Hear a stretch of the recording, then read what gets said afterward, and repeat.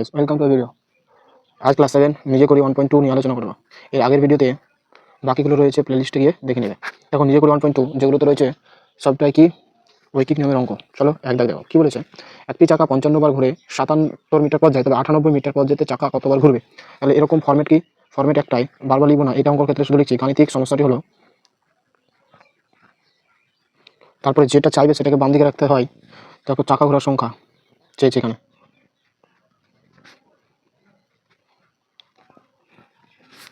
আর দূরত্ব মিটার কতটা যায় সেটা দিয়েছে। তাহলে 77 মিটার পথ যায়, তাহলে চাকা ঘুরে 55 বার, কিন্তু 98 মিটার পথ গেলে কতবার চাকা ঘুরবে এটা বলেছে। তাহলে সম্পর্ক বের করতে হয়। তাহলে দেখো দূরত্ব বেড়েছে, তাহলে চাকা বেশিবার ঘুরবে, তাহলে সরল সম্পর্ক লিখে নেব। দূরত্ব ও চাকা ঘোরার সংখ্যার মধ্যে সরল সম্পর্ক বর্তমান।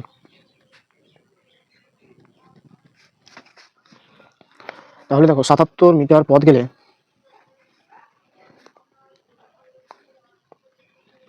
চাকা ঘুরে সমান 55 বার। তাহলে 1 মিটার পথ গেলে চাকা কম বার ঘুরবে, কম বার ঘোরা মানে হচ্ছে ভাগ হবে। এবং 98 মিটার পথ গেলে চাকা ঘুরে সমান 55 ইন্টু 98/77 বার। তাহলে 11 দিয়ে কাটলে 7, তা হচ্ছে 5। এবার এটাকে দেখো কাটাকাটি করলে 7 কে 7, 2 4 7 28, 5 14 70, তাহলে 70 বার। এটা হচ্ছে আমাদের কি অ্যান্সার।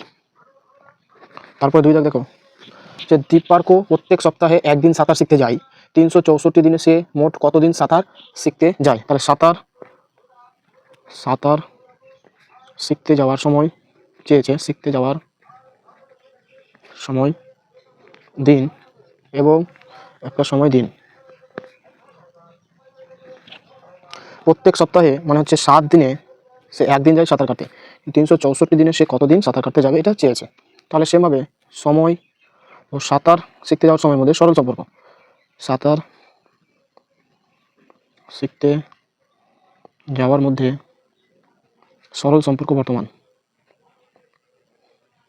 কারণ বুঝতে পারছো 7 দিনে একদিন, তাহলে 364 দিনে বেশি দিন যাবে। তাহলে 7 দিনে সাঁতার শিখতে যাই একদিন, একদিনে সাঁতার শিখতে যাবে কম দিন, তাহলে 1/7 হবে।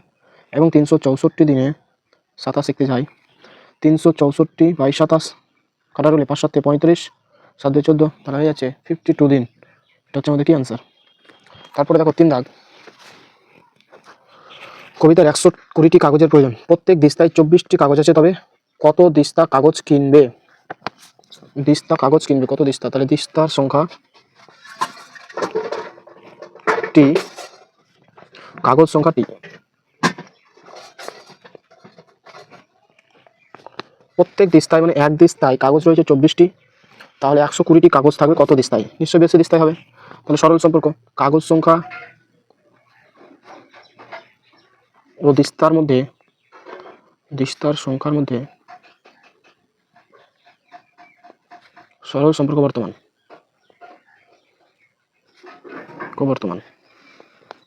তাহলে 24টি কাগজ থাকে এক দিস্তায়, একটি কাগজ থাকে কম দিস্তায়, এবং 120টি কাগজ থাকে 120/24 দিস্তায়। কাটাকাটি করতে হবে, 2 দিয়ে কাটলে 12, 2 দিয়ে কাটলে 60, 5 12 60, তাহলে হয়ে যাচ্ছে 5 দিস্তায়। এটা হচ্ছে আমাদের আনসার। তারপরে 4 দাগ দেখো, 1 ডজন ডিমের দাম 48 টাকা হলে 32টি ডিমের দাম কত? ডিমের দাম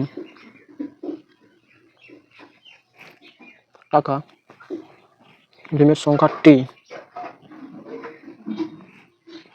1 ডজন মানে হচ্ছে 1 ডজন সমান আমরা সবাই জানি 12টি। 12টি ডিমের দাম বলছে 48 টাকা, তাহলে 32টি ডিমের দাম কত? তাহলে ডিমের সংখ্যা ও ডিমের দামের মধ্যে সরল সম্পর্ক।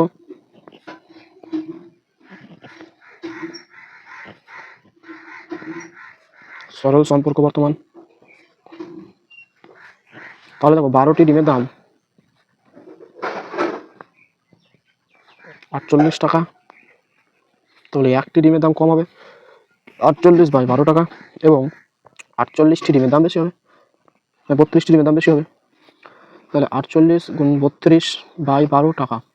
দেখো 4 12 48, 8 3 4 12, 128 টাকা। তারপরে চলো 5 দাগ। প্রতিদিন 5 ঘন্টা কাজ করলে 30 দিনে কাজ শেষ হয়। প্রতিদিন 6 ঘন্টা কাজ করলে কত দিনে শেষ হবে? তাহলে সময় দিন, প্রতিদিন কাজ ঘন্টা, প্রতিদিন কাজের সময় ঘন্টা। তাহলে 5 ঘন্টা করে প্রতিদিন কাজ করলে কাজটা শেষ হচ্ছে 30 দিনে। 6 ঘন্টা করে কাজ করবে তাহলে কত দিন? এটা ব্যস্ত সম্পর্ক হবে, কারণ 6 ঘন্টা করছে তাহলে কম দিনে শেষ হয়ে যাবে। তাহলে প্রতিদিন কাজের সময় ও সময়ের মধ্যে ব্যস্ত সম্পর্ক বর্তমান।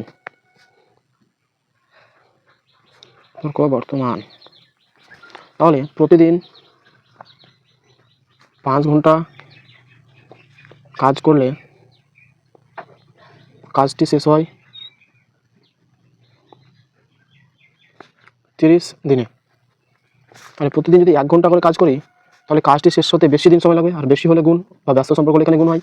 এবং প্রতিদিন 6 ঘন্টা করে কাজ করলে কাজটি শেষ হবে 30 × 5/6, 6 5, তার মানে 25 দিন টাইম লাগবে। এটা হচ্ছে আমাদের অ্যান্সার। তারপরে 6 দাগ।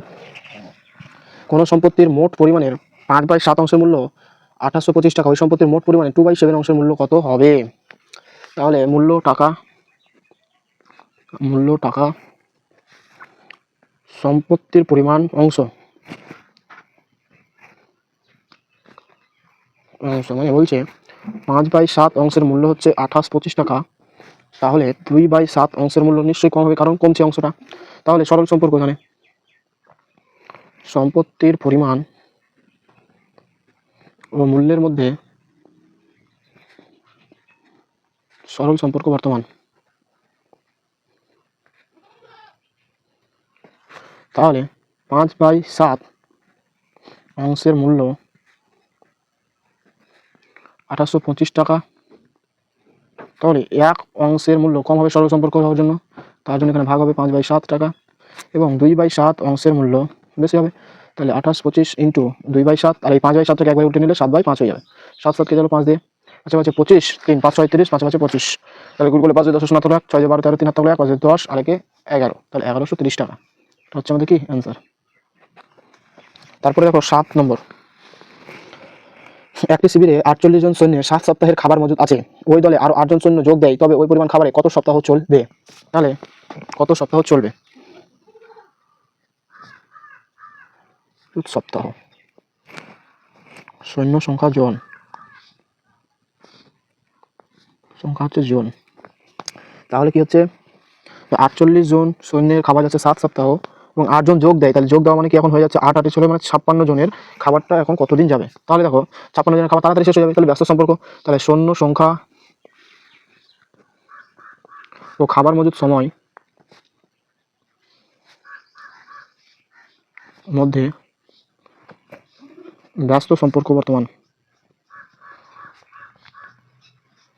তাহলে লিখব 48 জন সৈন্যের খাবার চলে সমান 7 সপ্তাহ। তাহলে 1 জন সৈন্যের খাবার চলবে বেশি, ব্যস্ত সম্পর্কের জন্য এখানে গুণ করতে হবে, এবং 56 জনের খাবারটা যাবে কম, মানে ভাগ করতে হবে 7 8, তারপরে 6 8 48, তাহলে হয়ে যাচ্ছে 6 সপ্তাহ। এটা হচ্ছে আমাদের অ্যান্সার। তারপর 8 দাগ দেখো। একটি জাহাজে 50 জন নাবিকের 16 দিনের খাবার মজুদ আছে। 10 দিন পরে আরও 10 জন নাবিক তাদের সঙ্গে যোগ দিলেন, বাকি খাবারে সকলের আর কতদিন চলবে? তাহলে সময় দিন, কতদিন চলবে, আর নাবিক সংখ্যা জন, 50 জনের খাবার ছিল 16 দিন, এবার 10 দিন পর, মানে এই 10 দিন খাবার পরে 6 দিন খেয়েছে, তারপরে কিন্তু কি হয়েছে, আরও 10 জন চলে এসেছে, তাহলে 60 জন এখন হয়ে গেছে। এখন এই খাবারটা কতদিন চলবে এটা বলছে। তাহলে সবসময় লোক সংখ্যার সঙ্গে নাবিক সংখ্যার সঙ্গে এগুলোর সঙ্গে সময়ের ব্যস্ত সম্পর্ক হয়। নাবিক সংখ্যা ও সময়ের মধ্যে ব্যস্ত সম্পর্ক বর্তমান। তাহলে লিখব 50 জন নাবিকের খাবার চলে সমান সমান 6 দিন। তাহলে 1 জন নাবিকের খাবার চলে বেশি দিন যাবে, ব্যস্ত সম্পর্ক হওয়ার জন্য গুণ হবে। এবং 60 জন নাবিকের খাবারটা চলবে কম দিন, তার জন্য এখানে ভাগ হবে।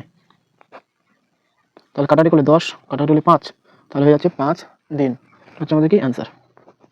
তারপরে 9 দাগ দেখো, যে 20 জন লোক ঠিক করলো 30 দিনে তারা একটি বাড়ি সারানোর কাজ সম্পন্ন করে, কিন্তু 6 দিন পরে তাদের মধ্যে 8 জন অসুস্থ হয়ে পড়লো। হিসাব করে দেখি কত দিনে তারা বাড়ি সারানোর কাজ শেষ করবে। তাহলে সময়, দিন এবং লোক সংখ্যা জন, তাহলে কি ঠিক করেছিল? 20 জন লোক 30 দিনে কাজটা শেষ করবে, কিন্তু 6 দিন পরে 8 জন লোক অসুস্থ হয়ে পড়লো। তাহলে কত দিনে? তাহলে 8 জন লোক অসুস্থ হয়ে গেল 12, কিন্তু তারা কাজ করেছিল কতদিন? 6 দিন, মানে 24 দিন কাজ করেছিল। তাহলে কত দিনে হবে এখন? তাহলে বলেছিলাম আমি যে লোক সংখ্যার সঙ্গে সময় সবসময় ব্যস্ত সম্পর্ক। লোক সংখ্যা ও সময়ের মধ্যে ব্যস্ত সম্পর্ক, বর্তমান ব্যস্ত সম্পর্ক। তাহলে আমরা লিখতে পারি 20 জন লোক কাজটি করতে সময় নেই 24 দিন। তাহলে একজন লোক কাজটি করতে সময় নেবে বেশি দিন, ব্যস্ত সম্পর্ক গুণ হবে 20 দিন, এবং 12 জন লোক কাজটি করতে সময় নেবে 24 গুণ 20/12, 2 সমান হয়ে যাচ্ছে 40 দিন। 40 দিন, কিন্তু দেখো এখানে 6 দিন পরে এরা এসেছিলো, 6 দিন পরে অসুস্থ হয়েছিল, তার জন্য কাজটি সারাই করতে মোট সময় লাগবে, কাজটি সারাতে মোট সময় লাগবে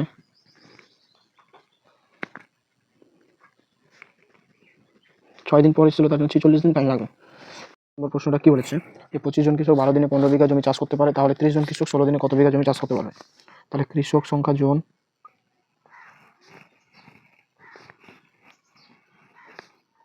সময় দিন, জমির পরিমাণ বিঘা,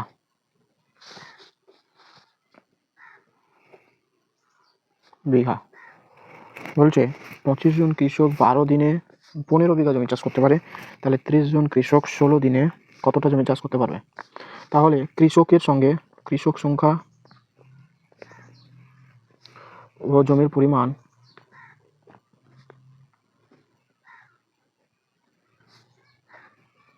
সরল সম্পর্ক, কারণ বেশি জন কৃষক বেশি চাষ করতে পারবে, এবং সময় ও জমির পরিমাণের মধ্যেও সরল সম্পর্ক হবে, কারণ বেশি দিনে বেশি জমি চাষ করা যাবে। তাহলে 25 জন কৃষক 12 দিনে জমি চাষ করে সমান 15 বিঘা। তাহলে একজন কৃষক একদিনে জমি চাষ করে, একজন কৃষক জমি চাষ করতে কম পারবে, একদিনে কম পারবে, তার জন্য এটা ভাগ হয়ে যাবে। এরপর হচ্ছে 30 জন কৃষক 16 দিনে জমি চাষ করে, এটি গুণ হয়ে যাবে বলে শুধু 12। এরপরে কাটাটি দেখো, 5 দিয়ে কাটলে 5 দিনে 15, 5 5 25, 5 6 30, 6 2 12, 2 8 16, 3 8 24 বিঘা। এটা হচ্ছে আমাদের কি অ্যান্সার। এরপরে নিজকুড়ি 1.2 এর সবটা শেষ হয়ে গেলো। দেখো তারপরে কি রয়েছে আমাদের নিজকুড়ি 1.2 এর পার্সেন্টেজে কিছু একটা জিনিস রয়েছে এবং দশমিক ভগ্নাংশ। দেখো ভগ্নাংশ দিয়েছে 6/100, দশমিক ভগ্নাংশ কি হয়েছে? তাহলে দশমিক ট্রান্সফার করেছে, দেখো দুটো শূন্য, তাহলে ওপরে দুটো সংখ্যার পরে দশমিক হয়েছে, তার জন্য দেখো দুটো সংখ্যার পরে দশমিক। এটাকে যদি 100 দিয়ে গুণ করতাম তাহলে কিন্তু আমাদের শতকরা পেয়ে যেতাম। 100 দিয়ে গুণ করেই পেয়েছে আমাদের কত? দেখো 6 কীভাবে পেয়েছে বললাম আমি, 100 দিয়ে গুণ করেছে, এটাকে ইন্টু 100 করো, 100 যদি করি তাহলে এটা হয়ে যাচ্ছে কত? 6 বাই দশমিক উঠালে 100ই হচ্ছে, ইন্টু 100, তাহলে এই দুটো দেখো কেটে কেটে কিন্তু 6 হয়েছে এভাবে। তারপরে দেখো 26/100, তাহলে দশমিক ট্রান্সফার করলে দুটোর আগে দশমিক হবে, তাহলে দেখো দুটোই সংখ্যা রয়েছে, অর্থাৎ 0.26 হয়ে যাবে আমাদের এটা। এবার যদি আমরা শতকরা করি তাহলে এটাকে কী করবো? 0.26 ইন্টু 100 করবো, শতকরা করার জন্য এখানে গুণ করতে হবে, অর্থাৎ 0.26 ইন্টু 100 তাহলে কী হবে? 26/100 ইন্টু 100, তাহলে এটা কাটাকাটি করলে 26 হচ্ছে আমাদের, শতকরাতে 26 হয়ে গেল। তারপর এটা 15/100 মানে কি 0.15 দশমিক ভগ্নাংশ, আর হয়ে যাবে কি 0.15 ইন্টু 100, দশমিক তুললে এটা হচ্ছে 100, তাহলে কাটাকাটি করে সমান সমান 15 পেয়ে গেছে। তারপরে দেখো 81 রয়েছে, তাহলে 81টা কীভাবে পেয়েছে? নিশ্চয়ই এরকম করেছে 0.81 ইন্টু 100, তারপরে দেখো 81 থেকে দশমিক তুলে এটা করেছে, তারপর আমাদের 81 পেয়েছে, মানে এটা দশমিক ভগ্নাংশ তো কী রয়েছিল? 0.81, 0.81 মানে কি জানি আমরা? 81/100, তাহলে এটা করেছে। এরপর দেখো 3/5, তাহলে 3/5 থেকে আমরা দশমিক করবো, তাহলে এটাকে ভাগ করবো আমরা, ভাগ করে দেখো 3 আগে 0 নিতে হবে, দশমিক নিতে হবে, তারপর এটা হচ্ছে 5 6 30, তার মানে এটা হয়ে যাচ্ছে 0.6। এবার 0.6 বা 3/5 ইন্টু 100 করলে কত? 5 20 100, তাহলে হয়ে যায় 3 20 60%। অথবা এটাকে যদি আমি 100 দিয়ে গুণ করতাম, দেখে নাও 100 দিয়ে গুণ করে হচ্ছে কিনা, ইন্টু 100, তাহলে এখান থেকে দশমিক তুলো 10, এই দেখো 60 আসছে। সেমভাবে 7/25 কে আমরা যদি দশমিকে করি তাহলে কী করতে হবে? ভাগ করতে হবে, তাহলে 7 ভাগ যাবে না, শূন্য নিতে হবে, তার মানে 0 আগে নিতে হবে। তাহলে 25 2 50, দেখো 0 2 0, তারপর 8 25 হয় 200, তাহলে দশমিক হচ্ছে 0.28 হয়ে যাচ্ছে। এটাকে আমরা কী করবো, 0.28 ইন্টু 100 করবো, তাহলে শতকরা পাবো ইন্টু 100, তাহলে এটা থেকে এটা তুলে দিলে 100, তাহলে এটা হয়ে যাচ্ছে 28% বা শতকরা। দেখো 7/15, এটাকে আগে কি শতকরা কি শুধুমাত্র গুণ করতে হবে 100 দিয়ে, যদি গুণ করি তাহলে দেখো 5 দিয়ে কাটা হয়ে যাচ্ছে, 5 2 10 শূন্য, 5 3 15, দেখো 7 2 চলো 140/3, তাহলে 46 শূন্য 2/3, এটা হয়ে গেছে। এবার আমাদের এই দশমিকে নিয়ে আসার জন্য এটা দিয়ে ভাগ করতে হবে 7 0, তাহলে 0 আগে দশমিক নিলাম আমরা, 3 15 45, 4 15 60, 5 15 75, তাহলে 4 15 60, 0 1 0, 6 15 90, 1, মানে এরকমভাবে কী করতে থাকবে, সে চলতে থাকবে। তাহলে এটাকে আমি প্রায় অ্যাপ্রক্সিমেটলি লিখতে পারি 0.47, কারণ এটা 6 রয়েছে, তাহলে কারণ 6 হিসাবে চলে আসবে আবার। এরপরে দেখো 8/35, 8/35 দশমিক আমাকে করতে হবে, তাহলে আগে যদি 8/35 করা যায় তাহলে কী হচ্ছে, দেখো ভাগ করতে হবে আমাকে 35/80, তাই তো, তাহলে 0.2 দিয়ে 70 0 1